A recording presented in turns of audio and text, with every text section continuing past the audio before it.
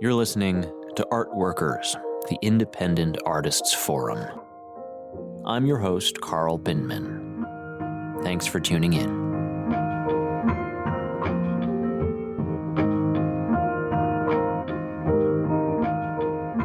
Today's episode features a conversation with New York City-based actor Andrew Dunn.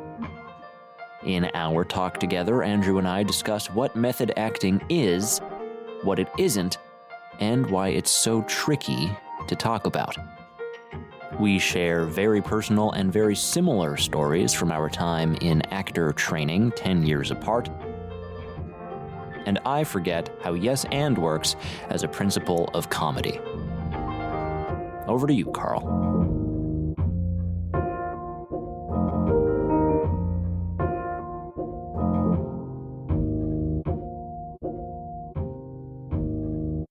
I'd actually try to become a member of that at some point. Did I tell you that I was in the process? Like I auditioned? Oh, I was in the process as well. Did you become a finalist? No. Yeah. When you go to the Actors Studio Drama School, you are a finalist. Automatically a finalist, yeah. I know that because that's something that we have in common. Is that neither? Wait. We both got accepted to yes. Okay, but you didn't do it. And I was like, what do we have in common? You didn't do shit. Yeah. So hi, everybody. Welcome. Dropping in on our little conversation. Yeah. I call it a cold open. Peek behind the curtain. Yeah. That was a hot open. Thank you. Ooh. Shut it off right now. Fuck. Chaos. Mass Sorry. chaos. Okay, shut the fuck up, everybody. Sorry, Larry in the booth is dicking around. Welcome to Art Workers, the Independent Artists Forum. I am your host, Carl Bindman, and this is my guest, Andrew Dunn. Did this just become an interrogation? And also, second follow-up question. Yep. This might be, it's not a question, it is a question, the first time that you have had a guest on who's also a fan of the show? I think no, because yes. Oh yes, yes, and it is. Carl. It is. Sorry, I wasn't doing a bit. I was answering you earnestly. Rookie mistake. Yeah, this is a podcast where we answer your questions. My questions? An advice show for the modern era. Oh my gosh. What's the meaning of life? What's wrong with me? Nothing. You're perfect. Oh, great. And that's why we have you on the show to teach us. I thought it was to answer my questions. I'm getting really confused, all Carl. Right. So for context, Andrew here is a friend of mine and an actor, and also wearing a shirt right now that says the media lunch break. I thought you were going to end it at he's wearing a shirt. He is. Actually, you might not know this, but everybody who's been on my show has been wearing some form of upper body garment. I didn't know that. Yeah. We're not recording naked. Oh. Well, I'm not going to listen from the top anymore. Up, baby. Okay, great. Yeah. But yeah, so Andrew is an actor here in New York City, and we've worked together a couple times now, and I needed to ask him just why he's like this, because he's so delightful and such a pleasure to have in a room and on a show. And just to be clear, you want to know why I'm a pleasure to be? Yeah, I want to talk a little bit about maybe how you were raised. Oh gosh. And speaking of, I have my first session ever with a therapist on Monday. Oh, congratulations. I know, thank you. Wow. I've been telling everybody. I'm really excited about it. That's great. So the most recent show that Andrew and I did together, which you may have seen, or you may not have, but it was Winter's Tale. Yes. Actually, no, it was... well, but you weren't in that. In a number of ways. It was Winter's Tale. Yes. With Barefoot Shakespeare Company. It was, yeah. In Central Park, New York City. Yeah. And something that happened backstage when we were goofing around before one of the shows was we got into a discourse among the cast. I wondered if you were going to bring this up. Well, this is one of the reasons I wanted to have you on, other than the fact that you're just a good hang. It's something, just to set it up, it's something that I am very passionate about, so I'm eager to talk about it. And it's a topic that's sort of come up on this show, of which Andrew was a fan. Also, I didn't finish saying earlier that Andrew's shirt, the Media Lunch Break, is Andrew's podcast. It is. I don't know how much overlap there's going to be, but if you're interested at all in comics, movies, news, stuff like that, about entertainment, media, and stuff like that, I'm a licensing expert by trade, other than all the art stuff. And it's me and basically a comedian, and the two of us riff for an hour or so on stuff that's going on in comic book and movie news. It's called the Media Lunch Break. Comes out every Tuesday. Give it a listen if you like, but you're probably here to listen about theater and actors. So if that's an overlap for you, great. And if not, no hard feelings. Yeah. I was going to pitch you on doing an ad read halfway through, but in the first 5 minutes also works. Great. Just edit it. You can cut it and move it over. You can do that? Yeah, I can. Wow. I know. For the right price. So backstage on Winter's Tale, yes, we were talking with some of our colleagues about a perennial question in conversation around acting, but especially pernicious maybe in theater circles where people have a lot of conflicting ideas and feelings around a word. And that word is method. It sure is. And Andrew began giving a little bit of a substantive and well-researched and experienced perspective on what method means. But then we had to go do our show. So we couldn't really get into it. Well, and additionally, I think it started to get a little heated. Yes. Because I remember I was like sort of muttering to myself as other people were bad-mouthing method acting or just giving opinions about it that are about something else. Like they would describe it and it's describe something else and then say, that's why I don't like method acting. And then I remember like, as I was defending it and there was some back and forth, eventually you opened up with a joke and we all moved on. And it was probably the right thing to do before someone started taking swings. Yeah. So here's the thing. Yeah. And it's interesting that it can become contentious in theater and in these communities because you would expect that this would be the one place where we're all kind of researching and having communication on this sort of thing, or at least it has been researched to a degree that we all kind of understand vaguely what it is. Or I mean, most actors in America, their training is in one way or another derivative of Stanislavski's method. Yes. That being said, the method itself tends to refer to Lee Strasberg's interpretation of it. Yeah. But at the end of the day, for anyone listening who doesn't know, because and that's what that was going to be the end of my point was that like, okay, Joe Schmo comes up to you and is like, I hate method actors or whatever. I'm like, okay, yes, I understand where you're coming from and why you think that that's what that is and why you have that understanding of that. In fact, a very close friend of mine who we will likely talk about a lot, who was one of my teachers at the Actor Studio Drama School. Al Pacino. No, it was my movement teacher. So I just had an image of Al Pacino teaching like Grotowski. Do a spinal roll. Get every one of your vertebrae moving. That was a horrible impression, but I appreciate you as a person. A bad impression of Al Pacino. Okay, great. Yeah. You're impersonating someone else doing an impression of Al Pacino. Then in that case, great. So your movement teacher friend? Yes. He informed me while I was there. He was like, the interesting thing about being a member of the Actor Studio is that every 8 to 10 years, it comes off of my resume. And then 8 to 10 years later, it goes back on. Because somebody in the media, in celebrityhood, does some crazy shit that everyone goes, see, this is why method actors are terrible.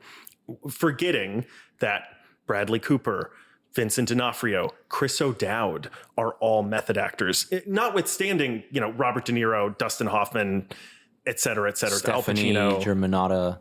I don't know who that is. That's Lady Gaga. Oh, sure. Yeah. And in fact, I don't know if we've talked about this. My professor at the Actor Studio Drama School was her acting coach. They met on Shallow, whatever that movie was. A Star is Born. A Star is Born, because she was also Bradley Cooper's acting coach from the Actor Studio Drama School, where he went to school. Yes. And you. And me. I also went there.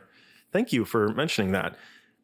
The method acting, for anyone who is not fully aware, you may think that it is, for an amount of time, living as authentically as your character without coming out of it as you can. For example, Daniel Day-Lewis famously was Abraham Lincoln for like 3 years or something, and like lived in a cabin in the woods. And then he got shot. He had somebody shoot him in the head in a theater. That's right. Tragic. I forgot. It took him forever to find somebody named, I almost said Lee Harvey Oswald, but that is not the right person. No, but if you think John about Wilkes it, Booth. connect the dots. Yeah, it's all the same guy, realistically. So for anyone listening who may not be aware, at its purest form, method acting is, if my character is supposed to be sad, I think of a time when I was sad. Yeah. And that makes me kind of sad. And jargon-wise, that is really specifically a technique from Lee Strasberg's interpretation of emotional effective memory. Sense memory. Yeah. Yeah, I mean, that's where it gets frustrating when people are like, well, that's why method acting is bullshit, or that's why method acting doesn't work, or it's dangerous. And I'm like, it really isn't. Like, as with all things, you can put a name on anything. And in fact, calling it method acting by itself necessitates, just by calling it method, it sort of necessitates a broad blanket, because when you're talking about the method, it's a method. There's many methods as there are people, right? Yeah. As there are actors, which I think that like part of the confusion around it is, I mean, acting is one of the most visible art forms, right? Like in our culture, I think it's a very prominent art form. Both in the sense of like just culture, what people go and consume and engage with. They see actors and they see acting, but they don't see process ever, almost ever.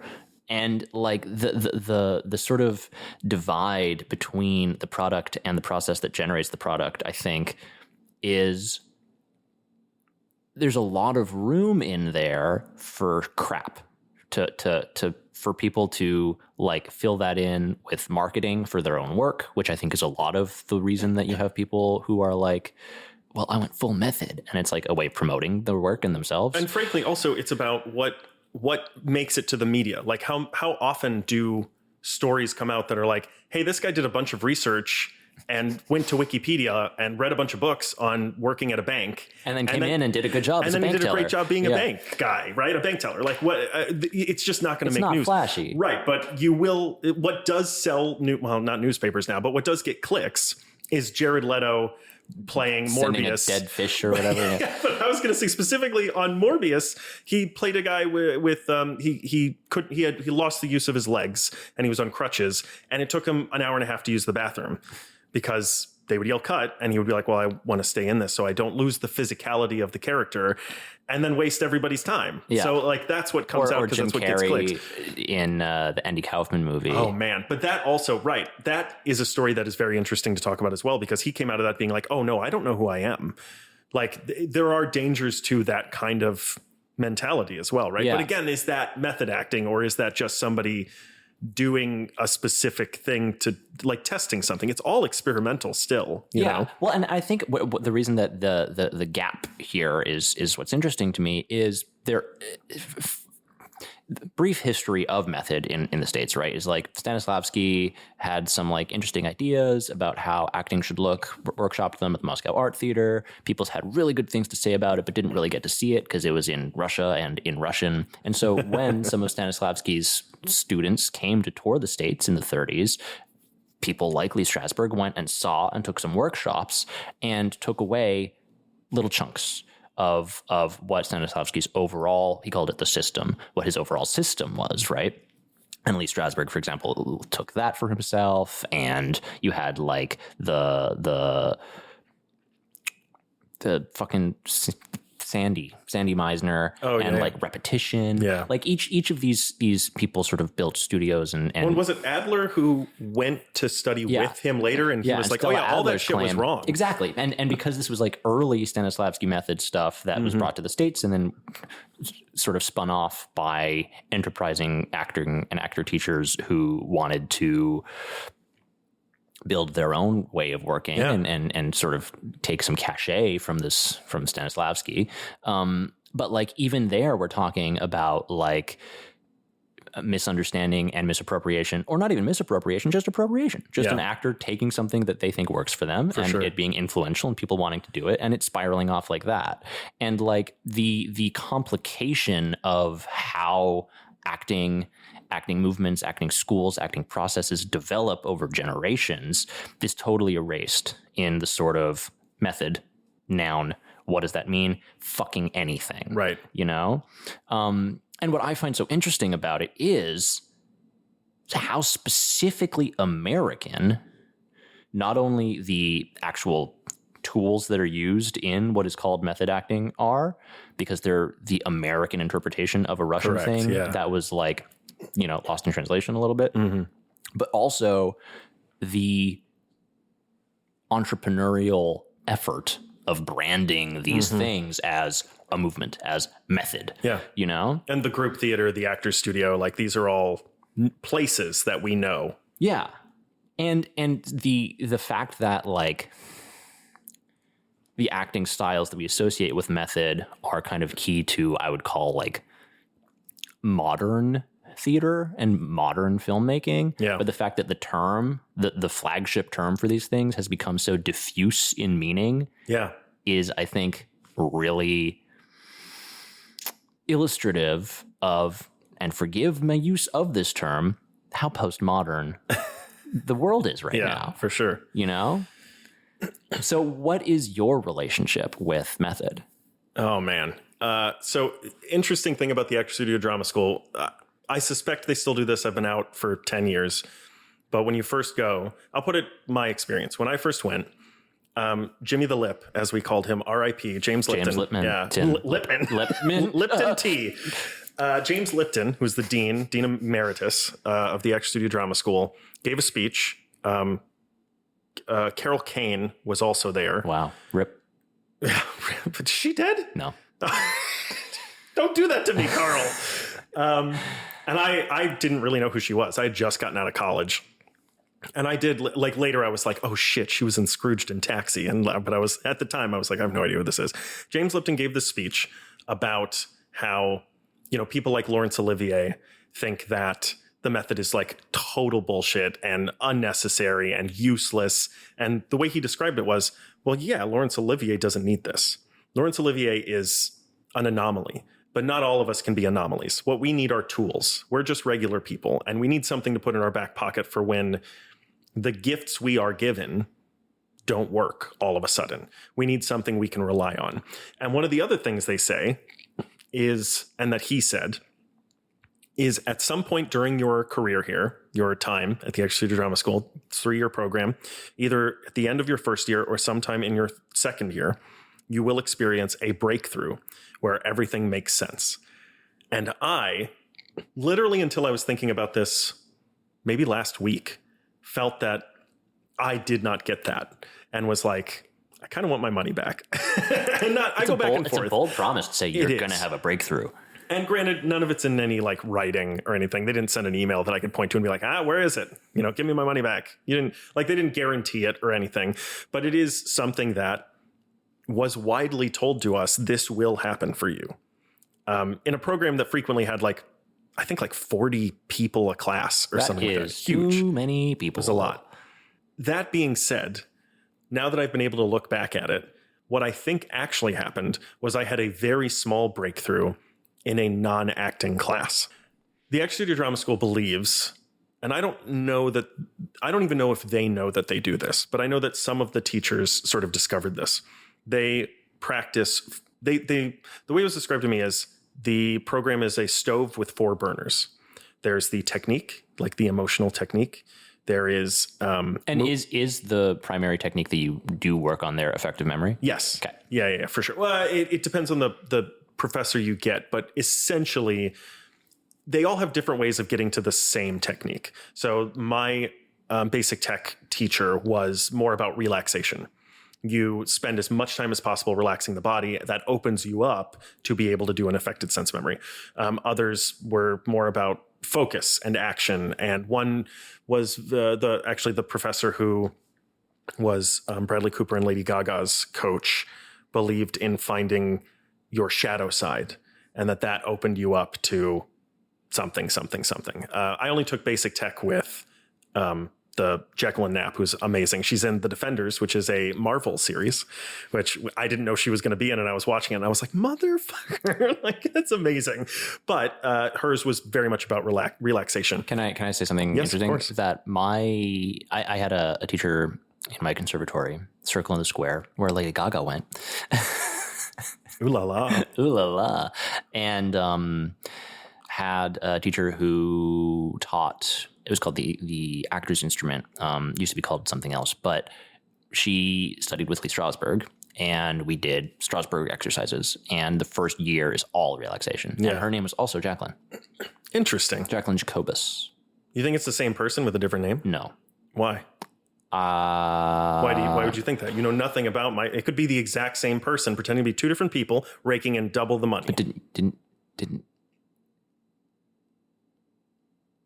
So the four stove burner. So here's the thing about that particular, the relaxation thing. I'm already an extremely relaxed person. It's true. And many artists I have met are not. And I understand the necessity for sure to give them the tools to open that channel. I do think relaxation is the wrong word to use. Okay. That's the word that was given. No. I agree. I mean, the word that I was given as well. But I think, I mean, just looking at... Do you have one in mind? Well, our shared Grotowski Yes. training, I think... Well, you just said it is openness. Yes. And like if finding or removing obstructions. Well, and that's the thing, though, is I would say that Grotowski is more about intellectual openness and mental openness. Maybe not intellectual, but mental openness, being ready for anything. Anything can happen to push you to the side, as opposed to muscular open, like relaxation, which is what I was taught. Like we go through each muscle and we work on relaxing it. I also was taught this. Yeah. I just think it's, and this is why also these conversations could be so interminable. Yes. Because every actor has a different relationship to every word and to every technique. Yeah. Right. Anyway, sorry. That's all right. So I was going to say, I didn't feel like I really gained a whole lot from that. In fact, when we started working on affected sense memory, it was like pick something that made you extremely emotional from your past. And I was like, I don't know, I had a pretty good childhood. Like I don't really have much. And I eventually was able to sort of find something and it kind of worked, but it wasn't quite a breakthrough. I was like, okay, I understand what this is and how it works. But the relaxation wasn't really doing it for me. But the other burners are the cerebral side. So we had theater history, where we literally we read, I think on average, 1 to 2 plays a day. And then we're tested on all of them in the history of theater and on and on and on. Who invented theater? Yeah, it was Bill Shakespeare. Whoa. And voice was one of the burners as well, which we did Linklater, which was, it was okay for me. It wasn't great. But I was like, I get this. A lot more of the like, hey, nobody's wrong. Everything's fine. Relax. And I was like, yeah. Come on. Can we get to whatever it actually is? And it was mostly that, right? It's mostly be open to receive things, which was an aspect that I already felt pretty confident on. And also, just on Linklater being an interesting combination with Strasberg and Stanislavski stuff, because I also received Linklater voice training. We had, I think, very similar. Well, I think maybe what I'm realizing is we both had the standard conservatory training. Yeah. In America, but Linklater is kind of derived from Alexander, right? It's applying Alexander to vocal production. Like Kristen Linklater was a student of, not the guy. I know almost nothing about Alexander technique. Yeah, well, so a lot of Linklater exercises are evolutions and sort of additions or changes to Alexander. Is Alexander work? It's more movement, right? And Linklater is as well. But like, is it more of a movement? Because Linklater is like, this is a voice thing that we do through physicality. Yeah. Is Alexander sort of like that as well, or is it more of a like Grotowski, like we're moving for the sake of fluidity and alignment? And Alexander's weird. It's Alexander is old. It's so old that like it kind of encounters an old guy name. Yeah. I don't even know his fucking first name. But it encounters the problem that I think Stanislavski derived trainings have as well, where it's just like, it's been this sort of like disputed dogma for almost 100 years now. Yeah. But it is all about like alignment towards openness. So it does lend itself well to the sort of attachment of vocal production on top of it.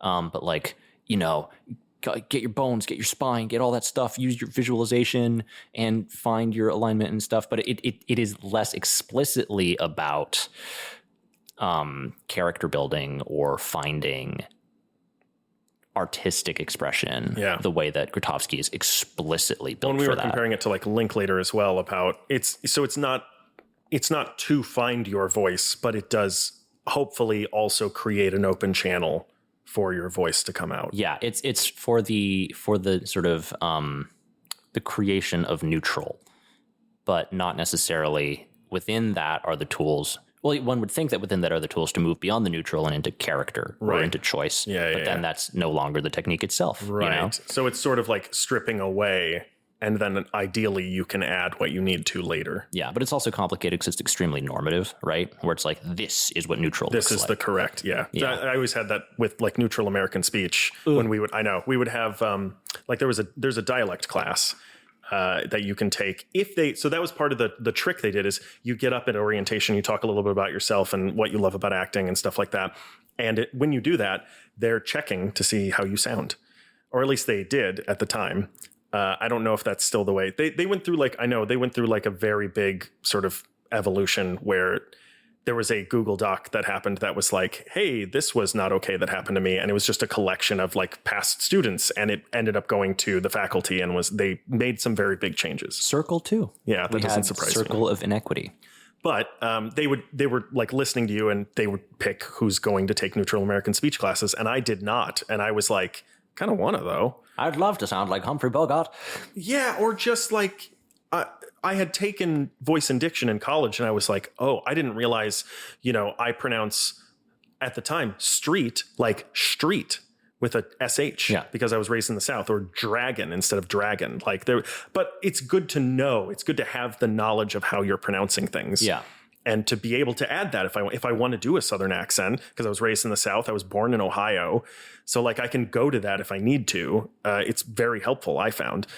But I agree, the nomenclature is very important as well. Calling it a neutral American speech instead of a Midwestern accent, which is realistically what it is, right? But I want to get to, this is the thing I really wanted to get to, the final burner. Yes. Which was movement. We had this class that was called Improvisational Movement for the Actor. And we all showed up in pajamas, and we were like, we're going to roll around on the ground and do some stretches every day. And it's going to be a great way. It was at like 7:30 in the morning. It's like, we're all going to come in with our coffee and like slippers and just like have it. And when I tell you, it was goddamn boot camp. It was running and jumping and push-ups and sit-ups and wall sits and V-sits. And it was a nightmare at the time. Who taught that? It was a person who to this day stayed a very close friend of mine named Michael Billingsley, and also David Frank. They sort of tag teamed, but I had Michael Billingsley, who I think was sort of the sculptor of the program, and we had no idea what we were doing. Like we understood it from a very shallow standpoint, which was, okay, this is the stuff we're doing. We like from that perspective, I'm like, okay, we know what we're doing. And I'll never forget, I did this for 3 years. We did things like that. When I say this, like, I'm going to say this into this microphone and people are going to hear this and be like, what the fuck are you talking about? You did this at acting school. We played games like kicks to the chest, and they gave us practice eskrima sticks to swing at each other.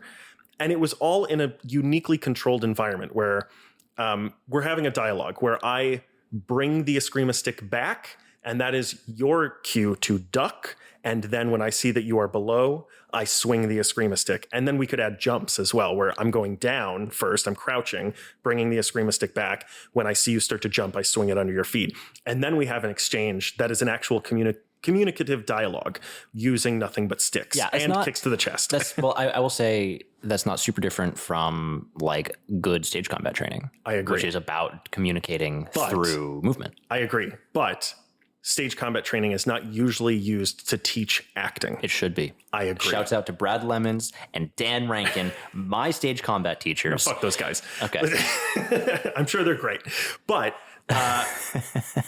so imagine my surprise when I'm like, okay, they're just getting us into shape, or I don't know, showing us that we can play with levels, because it'd be like, what levels can you play with, and what play with the tempo and the speed at which you're moving through the room. And I'm like, okay. But to my surprise, when on the last day of my 3rd year, they put a DVD in and played for us, not even the whole thing, clips from some Grotowski thing. And I was like, wait, what is this? They're doing the thing I'm doing. What is this? What is going on? I'm standing up. Oh. What do you have there? Oh yeah.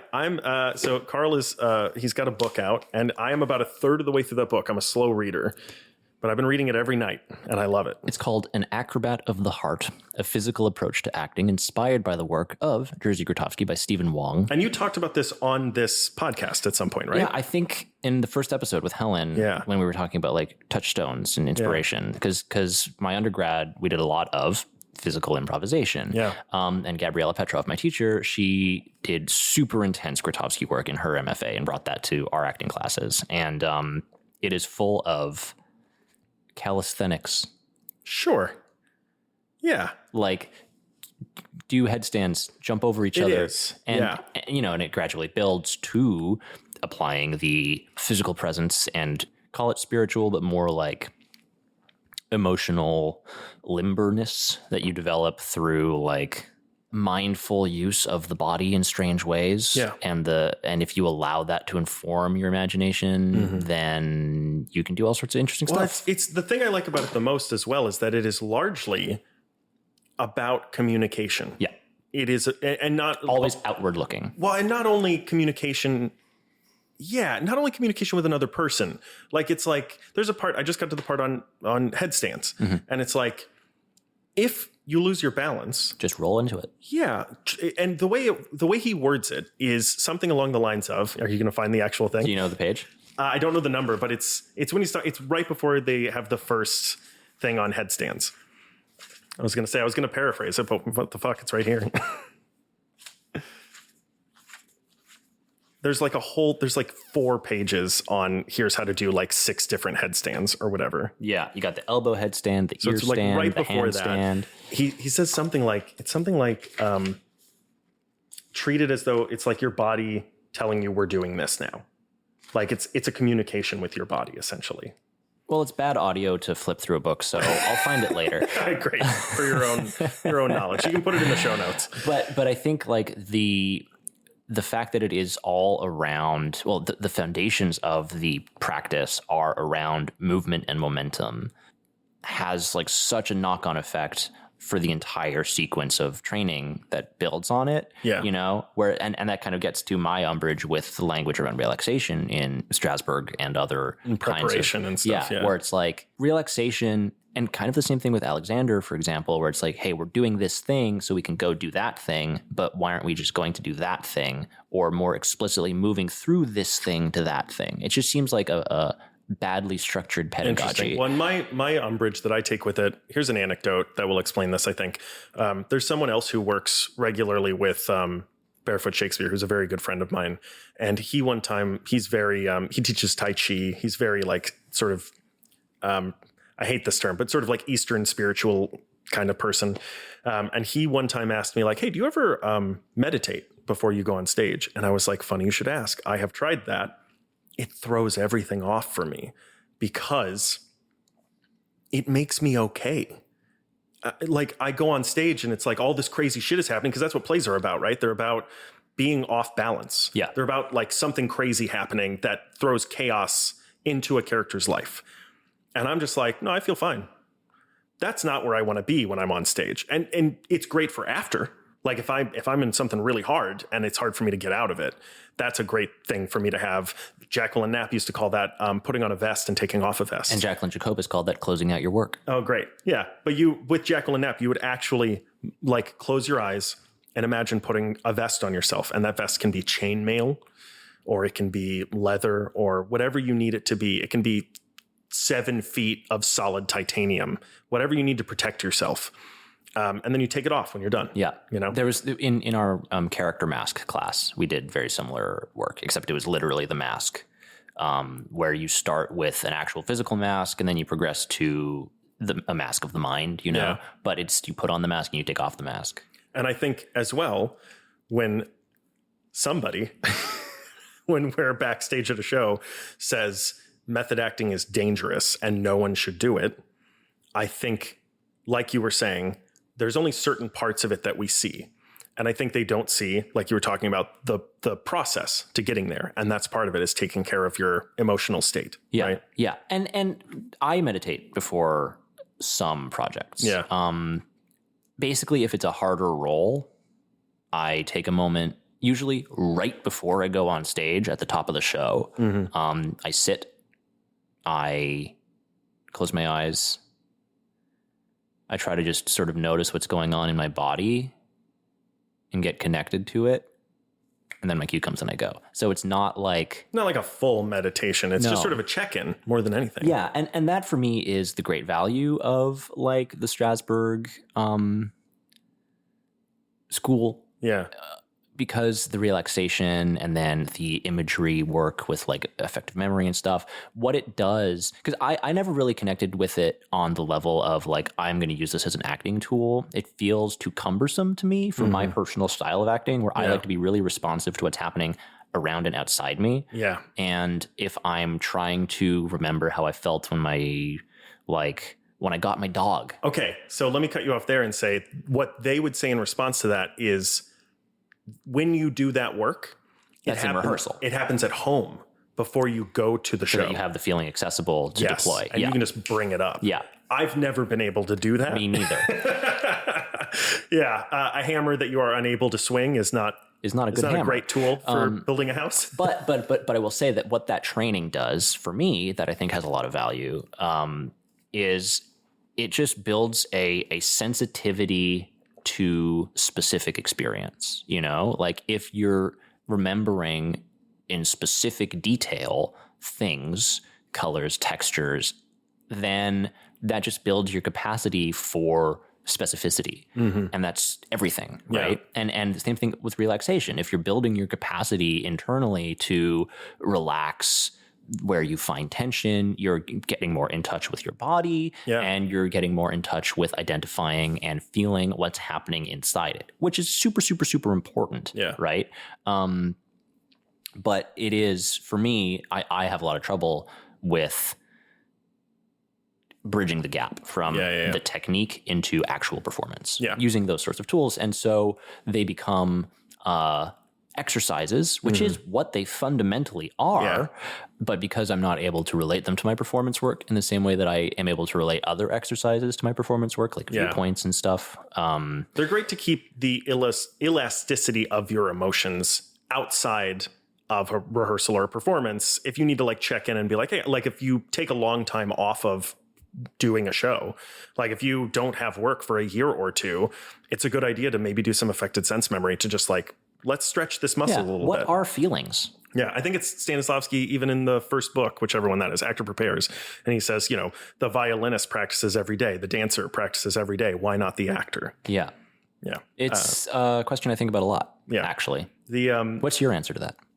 Well, I was gonna get back onto my thing about the movement stuff, sorry. But I can answer that question as well. We'll finish this is the longest burning stove ever. But I finished the stovetop part, but I'd said that like I felt like I didn't have a breakthrough, but then like last week I kind of had this epiphany where I had always noticed that the thing I liked about the Grotowski work that I did in school was that when I was depleted, that's not the right word, when I was physically exhausted, I felt it felt much easier to access my emotions, which makes sense, right? Like how many people do you see finishing a marathon weeping? You know, like it's very common. I don't tend to watch marathons. Oh, you should. Just the end. Just when people cross the finish line. Notes. It's beautiful. Oh, that was a beautiful cry. Yeah. And then go up and interview them. Be like, what did you do to get to that emotion? Yeah. So I always noticed that. And it was always just sort of this like thing that I had that I was like, oh, okay, that's good to know. And then the more that I studied Grotowski, I was like, oh no, that's the point. Like I can use this. And so often what I'll do is I'll exercise to an extreme amount, not an extreme amount, but like more than I normally would before a show or a rehearsal. And that can help me access my emotions better. And literally, so I've always felt like, well, I didn't really have my breakthrough with the sense memory and all that stuff in school. And literally last week, I was like, I wonder if I can just access those emotions thinking about, I was in the bathroom at work. I was washing my hands after using the bathroom, and I just out of my head, I was like, I wonder if I can access those by thinking about how exhausting it was to do those exercises. And I started tearing up thinking about how exhausted I was doing those exercises. And I was like, oh my God, like that's where affective sense memory and Grotowski can meet. Yeah. I can just remember what it was like to do these like excruciating things that were beneficial and not at all damaging to my physical self. In fact, they, if anything, improved my health. And that can take me to where I need to be. There's a pathway there. And that's as far as I've gotten. Because like I said, it was literally like last Thursday. And I was like, oh, all right. Yes. Okay. I understand this now a little better. Which is interesting. So like that may have been a breakthrough of mine. Just it was in my movement class and not in my like affective sense memory classes. Yeah. It was just an interesting discovery I made. That's really interesting. It reminds me of an exercise that I did in one of my very first acting classes in undergrad. God, fucking sirens. It's a noisy neighborhood, folks. But it's Joyzy. Joyzy. It's a Joyzy neighborhood. Hey, did you know the guys in the Jersey Boys? You know, like, I'm looking at one of them. Yeah, I'm Frankie Valli. It took me a second to remember his name. Yeah, I couldn't remember it either. Good on you. Thank you. I saw the Jersey Boys in the... Have you ever watched Jersey Shore? No. Have you ever been in Jersey Shore? No. Have you been to the Jersey Shore? No. But... Oh, fuck this thing. Yeah, what a bit. I don't know what improv is. But yeah, so I saw the Jersey Boys in the West End in London. How was that? I was very young. Was it good? I don't remember. Okay. The set was red. Did they do it with English accents? Probably not. That would have been amazing. That would have been I would remarkable. love to see that. Yeah. So this exercise in my very first acting class, or one of my first acting classes, actually I met up with my partner in this exercise a couple weeks ago because she was in town. She was a visiting student from Paris. Her name is Emilienne Edmond. She does costuming mostly for drag now, interestingly. Nice. Cool person, very cool. But yeah, so it was like a visualization exercise where building on sort of like a lot of physical exercises of sort of like partner exchange and listening, physical listening, and like moving together, kind of mirroring, progressing into like maintaining energy between each other, holding a stick with your fingers and moving and like sort of finding ways to exist in space together and building a story off of that, then getting rid of the stick. And it's an imaginary string connecting you and just building really robustly over the course of like an hour, a strong connection between you and your partner. And interestingly enough, using prominent imagery. Yeah. Imagery is super important in my work. Yeah. I think because it's just how I was taught. It's in Grotowski, I forget his name. What's his name? Stephen Wong? Yes. Yeah. He talks about it a lot as well. Yes. Imagery. It's one of the reasons I think I vibe so much with his, because it's imagery plus physicality. Yeah. It's everything for me. But the culmination of this exercise was after we spent that hour building this really strong connection between us, we are tasked with standing about 6 feet apart from each other, and everybody in the room is doing this, 12, 15, 16, because we're even number of students. None of us actors. This is acting class for non-acting students. Interesting. And this is one of the things that made me change to adding a theater minor. We're looking at each other, and we're instructed by Liz Valdez, the instructor who's giving this session class. Yeah. And we have to imagine together, internally, but together, without speaking, but keeping eye contact and breathing together, that we are at a train station and that one of us, first imagine who this person is to you. Talking at a table, some space that you share, where you're both comfortable and happy. And then picture a train station, and you're in this train station. And now picture the conversation that you had when one of you told the other that you are leaving the train station, that you are leaving. And that was, I don't know, a week ago, a month ago, a year ago. But now you are at the train station and one of you is leaving. Decide together, without speaking or communicating, really. Yeah, I was going to say point. Yeah. Which one of you is leaving? And when that happens, the one who's leaving, turn around. Emilienne turned around, and I fucking broke. Wow. I was like sobbing. See, that's the breakthrough I wanted in school. Yeah. You had it in your first fucking class. I was like inconsolable, and like, you know, the exercise ends, and then I'm like still like, because it feels really good. Yeah. To cathartic. Yeah, as the Greeks might say. So I kind of just let it keep happening. Yeah. You know. And like then sort of in character, they let Liz let Emilienne come and like talk to me, be like, I'm back, yay, ha ha ha. And then like, you know, it's sort of the exercise ended, we all gathered in a circle, we talked about it. But that specific moment and the sort of emotional capacity unlocked by simply being together in an imaginary space, is my sort of thing that I think about all the time. When I'm like, not necessarily when I need to feel that way, but when I just need to be reminded of like, this is not actually very complicated stuff. Just imagine something happening. Yeah.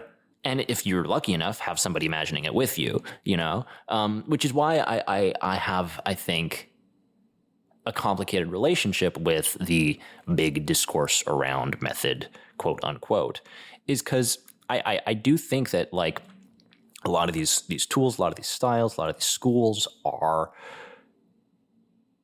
all fundamentally ways of like just trying to do the same thing.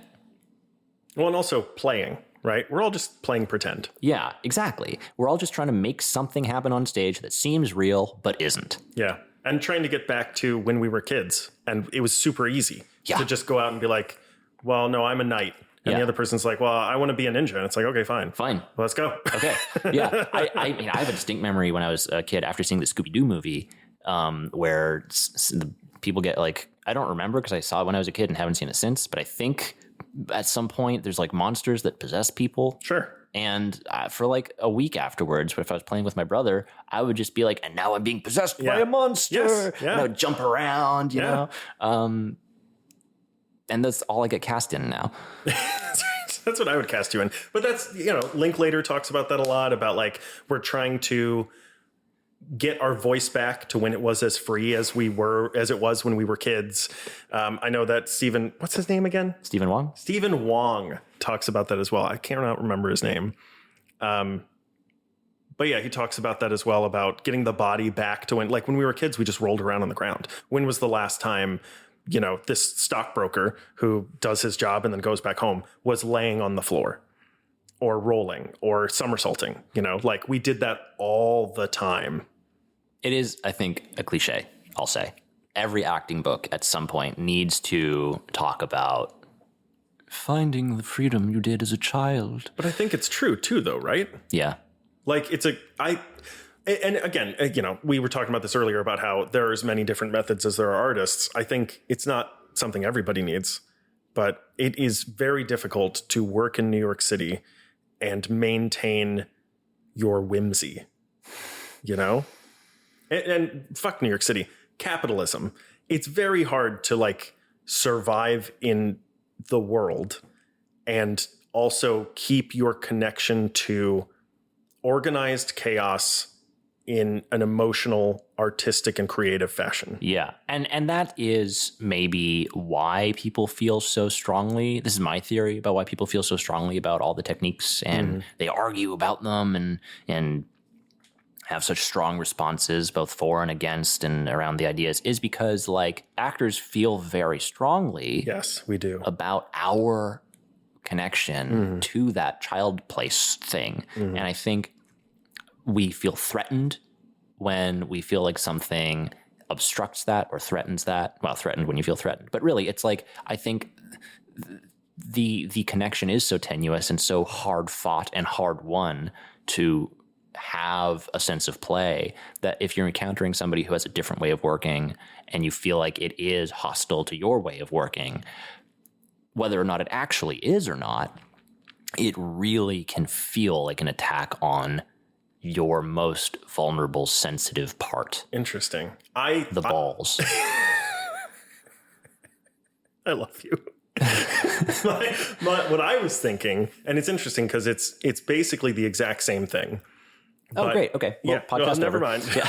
but from a different angle, which is, my theory was that when we are able to when we find something that helps us to unlock that ability, that childlike wonder that we once had, we then associate it with our child self. And so when someone says, oh, that doesn't work, I don't like that, you're speaking negatively about my child self. And that's where it becomes hostile, right? Is like, how dare you talk about this thing that is so important to me because it is me. This is how I express myself, right? Or how I tried to express myself, or how somebody told me I should express myself, and Sure. it didn't work. Yeah.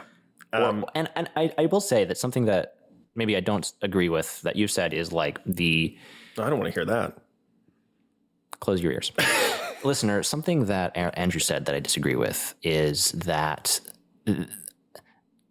like these things, well, I don't know if you said that they can't cause harm, but like that they are, how did you phrase what you I don't said? even know what you're talking about. Well, about like, Listener, go back and listen to what I said. yeah, I don't want to say that these tools cannot actually be harmful.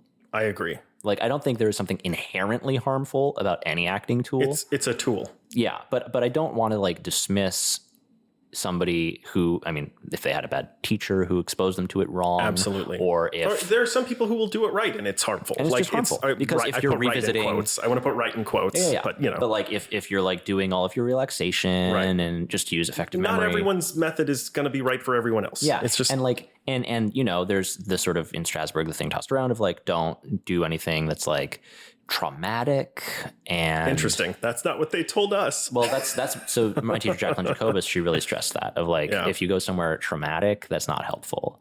So maybe things have moved a little bit in the Strasbourg world, but we should point out my education was probably long before yours. So like it's probably been there's a good chance that it's been updated and there's been some alterations. Because how old are you? You're 29? I'm 29. Oh, bless you. 37 and change. Yeah. So you're roughly 10 years older than me. Yeah. Yeah. So, I think maybe some things have changed, but 10 years is not actually it's not that long. Yeah. It also might just be, some people see the warning signs better than other people. Yeah. On that thing of like, assuming that you're quote unquote being safe about the work. Yeah. The nature of this exploration is you can be surprised by what you find and you can be hurt by it. Absolutely. And I think that is not a reason not to do it. I agree. I think it's not something to be afraid of. I think it's something to be ready for and to know how to handle, but that's a separate skill. Yeah. Simply accessing something painful and using it in your work is not the same thing as handling it safely. Well, going like, I don't know, prodding your trauma is not the same thing as experiencing a traumatic event. And I will also say doing that on stage is not the same thing as acting well. I agree as well. Yeah. There are so many people who I was just watching Bill Nye talking about this. Somebody who's in an American acting class was talking to him about like, how do you do it? I'm having such a hard time accessing my emotions. And he was like, I don't do that. Yeah. He's like, he was like, what I'm thinking of right before I walk on stage in the theater and I'm about to open the doors. I'm like, oh God, do I have to cook dinner tonight? What am I going to have? Do I need to go to the store first? And then his cue comes, then he walks out on stage and says the lines. I think someone else on this show brought up, say your lines and try not to bump into the furniture, right? Mm-hmm. Which has been associated to 1,000 different people. But it is like, it's true. Like at its core, I think that's what acting is. I think though that sort of glibness is also a marketing tool. It's just a marketing tool for the British sensibility. Fascinating, but also I agree with it to an extent. And it is comforting, in my opinion, to have that safety net where at the end of the day, like, man, I really don't want to bring up this thing. And I'm so nervous about having to cry on stage and oh God, and to get out of your head, you can be like, a passing grade is saying your lines and not bumping into the furniture. Anything above that is a gift. Yeah. A gift that you're giving the audience. And yourself. And yourself. Yeah, absolutely. On that note as well, I've always, like whenever I do Meisner, people love Meisner, and it is I just only find frustration in it. I find nothing else. You are wearing a shirt with a logo. Yeah, I know. You are wearing a shirt with a logo. Yeah, I know. You are wearing a shirt with a logo. Yeah, I know. You're wearing a shirt with I know, yeah. That's where it always ends up, right? Oh, God. And I'm always like, I remember the first time I did Meisner and I was like, yeah, but we do this at home. Like, this is what you do when you get your script. You start, okay, what is the naturalistic way to say this? What is the way I'd like to... I approach a lot of acting as a scientist. And in fact, I wanted to bring up, speaking of an acrobat of the heart, where is a very unlikely but prominent, in my opinion, source for an actor? Bruce Lee. I studied Jeet Kune Do for 10 years, which is Bruce Lee's martial art. It is. It's the martial art that he created when he came to the country, and he was like, wait, there's all these other martial arts. Why is the Kung Fu that I learned the best one when there's like good parts about it and there's good parts about all these other ones as well, and boxing and fencing and the footwork and ballroom dancing? And so he concocted this new, it's not even really at its core a martial art. It's a philosophy. It's a way of life. Yeah. That is, here's the motto. As I will say, many martial arts do brand themselves that way. Absolutely. But I would argue that most martial arts that brand themselves that way, including modern Jeet Kune Do, mixed martial arts, are for a specific purpose, and that is fighting another person better than they can fight you. Whereas Jeet Kune Do is more of a mentality of, here's the motto for Jeet Kune Do: absorb what is, it's do your own research, absorb what is useful, reject what is useless, add what is uniquely your own. That is my motto for life. And there's a book called, I think it's called Artist of Life by Bruce Lee. It's not even by him. It's a collection of letters that he sent, poetry he wrote, his philosophy on acting. It's just a collection of what he felt like it was to be an artist. And it's a fascinating read that gels very well with an acrobat of the heart. I believe that. I believe that 100%. I mean, I love Bruce Lee. Like I was really into martial arts when I was younger. I'm in love with Bruce Lee, so I'm pretty sure he's dead. So do you have some inside scoop that? No, inside his grave. Wow, that's the inside scoop. I'm so sorry to the family and estate of Mr. Lee. Yeah, you should be. But like a lot of the sort of foundational philosophy around, for example, Aikido, of like fluidity, movement, incorporating energy. A lot of these things that are like vaguely Buddhist adjacent, I think lend themselves really well to being on stage, because it is a state of movement, of fluidity, of readiness, of change, of negotiating bodies, literally negotiating action together to tell a story. Like it's really a similar task accomplished with similar tools. I agree. To a different end. Yes. But the work is not dissimilar. I agree. And there's something in Buddhism that when I read it, I realized I can take with me to every single show that I do. And it is the 3 jewels of Buddhism, which are, I seek refuge in the Buddha, I seek refuge in the Dharma, I seek refuge in the Sangha. And the Buddha is the enlightened one. The Dharma is the text. It's the not for lack of a better word, the method, right? And the Sangha is your community. And I find the Buddha is the director. It's the person who's sort of overseeing everything and has the answers to the questions you have. The Dharma is the script, and the Sangha are your other actors. And when you go into a play, you can seek refuge in the director. You can seek refuge in the script. You can find what you need in the text, and you can, if all else fails, seek refuge from your peers and your community on stage. Yeah. And that happens, like, at least that one is a great break glass in case of emergency, the seek refuge in the Sangha, because if you forget your line on stage during a show, or you just don't know what you're doing, or you've lost your connection to the text or to each other, you can look to other people to help you. You're not alone. And they will be able to tell. There's a look you will get on your face. Yeah. You're like, fuck, guys. And they'll be like, don't worry, I'm here for you. We got this. And pull you through. Yeah. I think it's really interesting how our vibes are so aligned, actually. speaking of taking refuge in the Sangha, I disagree. I've never liked you. I'm glad that you're being honest with me, and I'm glad that I've been able to create a space for that, you know, because you've been at it longer than I have. I did want to ask you what keeps you doing this. But before you are able to answer that question, I want to just offer maybe one of the things that I really enjoy about this work outside of the fulfillment of doing it, which is the community, which is the people you meet. And because you're doing something so intense and vulnerable together, if you get along with somebody, that could be something really special.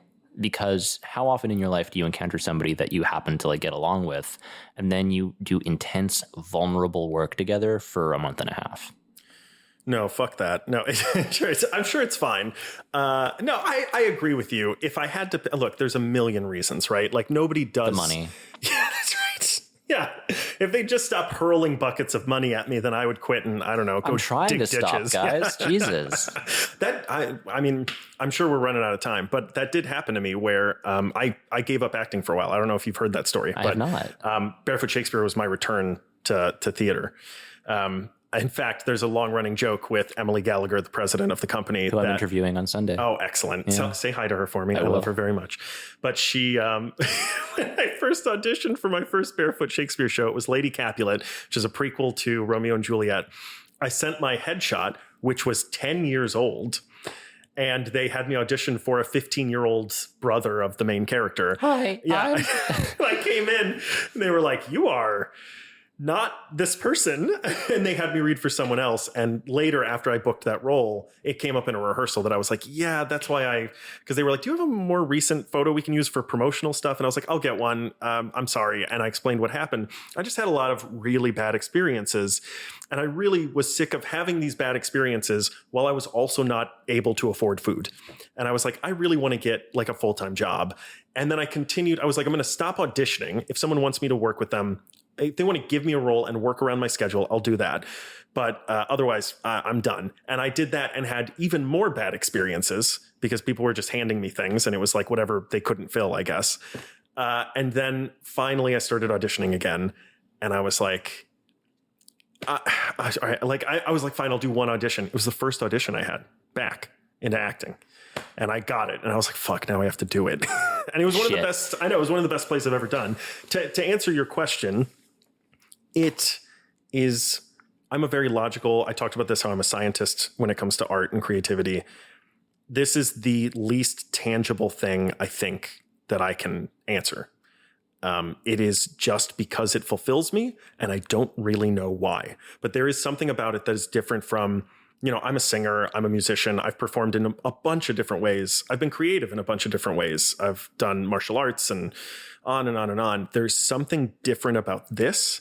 Because even when you're, you know, playing in let's say like a review, like a bunch of people getting up and playing music together and you're meeting everybody for the first time and, you know, you have a couple of rehearsals and you meet everybody, it's different than this.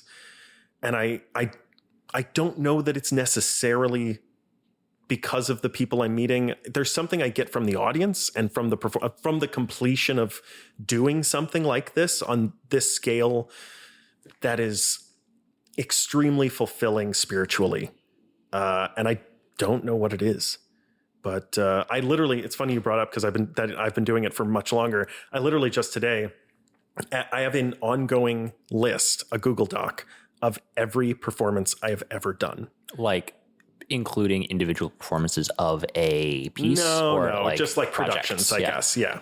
And it is 3 pages long. And I was like, Jesus, it starts at like 2001 or something. And I was like, God, I've been doing this it's single spaced, just like boom, boom, boom, boom, boom. It's got the title, the character I played and the year. And that's, or the month and the year. And that's it. And it's just like a hit list of these 70 shows I've done or whatever. How many of those are episodes of your podcast?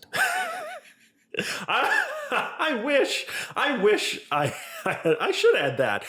We have 150, but we've done a lot more than that because we break it up into 2. So it's like we do part 1 on one week and part 2 on the next week. But yeah, it's too many. We've done too many of those. I should stop. No, I should stop podcasting. Don't stop. Well, stop now. Well, I want to get you on our show too. Yes. Well, we're going to talk about Megalopolis. Megalopolis. And also, I'm going to say it on here so it's on the record. I have an idea, and you promised it to me, that should you reach 100 episodes of this podcast, or if you would like to do it sooner, I want for something on this show to interview you. By for something, you mean money? No.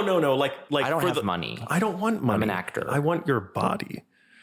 For medical research or for lovemaking? No. Maybe that after. But what I mean is for like the 100th scientist with pleasure, baby. For like the 100th episode or like the 50th episode or whatever you want to do. If you want to do it earlier than that, fine. But I would really like to interview you the same way that you interview people about badly.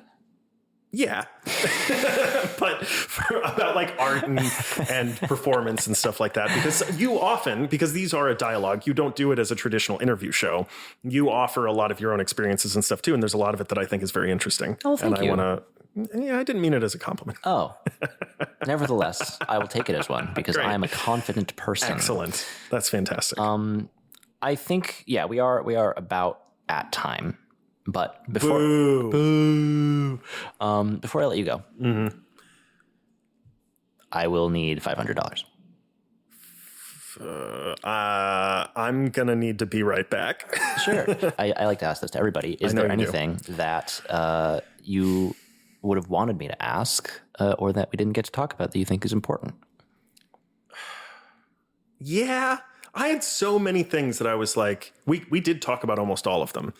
There were a bunch of things that as I was preparing for this, as I was not preparing, but thinking about like, what will we bring up? What will we talk about? I wonder where it'll go. And I was like, I bet we'll talk about this. I bet we'll talk about that. And almost all of it we talked about. It's funny because we started talking about like how I was raised and stuff like that. Or because something you ask people a lot is like, how did you get into theater and how did you do all that? And there was almost none. We didn't talk about anything pre me being 22 years old, I think. So there's a lot to talk about there, but how did you get into theater, Andrew? That would be another like hour long. Oh, let's do another episode. I mean, I'd love to. I think I need to. You want to make this just a recurring thing? Just you and me, just every couple of months. Super masturbatory. Like, what did you do for theater when you were a child? Yeah, I in grade 6 in my graduating production in elementary school. That was my first theatrical production. I played the producer of a Broadway show that. He had a British accent. I auditioned with Hamlet's soliloquy and God Save the Queen. Wow. And got cast as the producer of this show.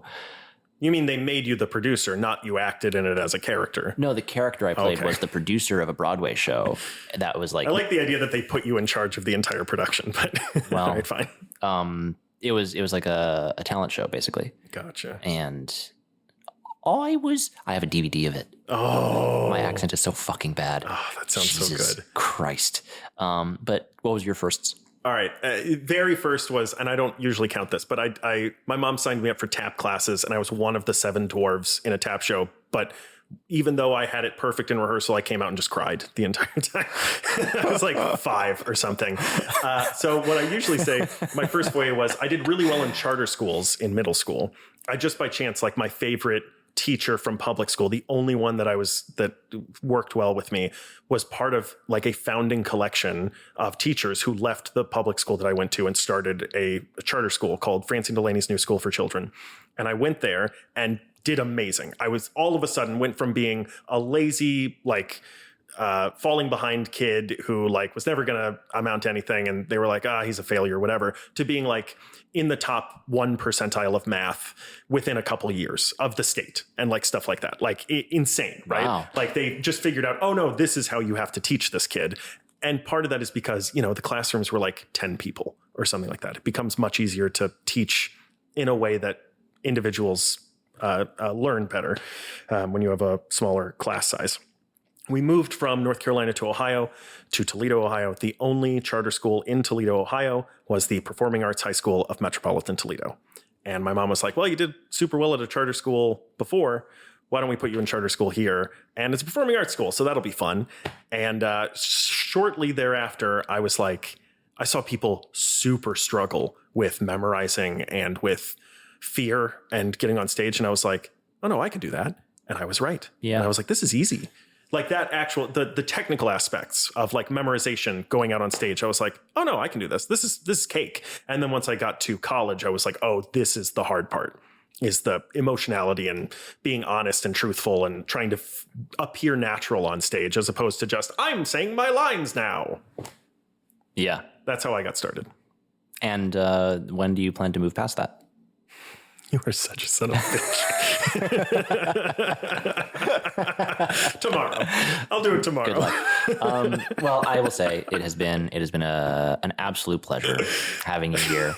I love you so much. I love you too, Andrew. It is good fortune that our paths crossed. I agree. And we'll put it here as well so it's on record. We will do something that we are kind of running, I think, together at some point. If anybody listening wants to throw, I don't know, $10,000 our way. That'd be great. We have... I will spend it all on cocaine. Oh.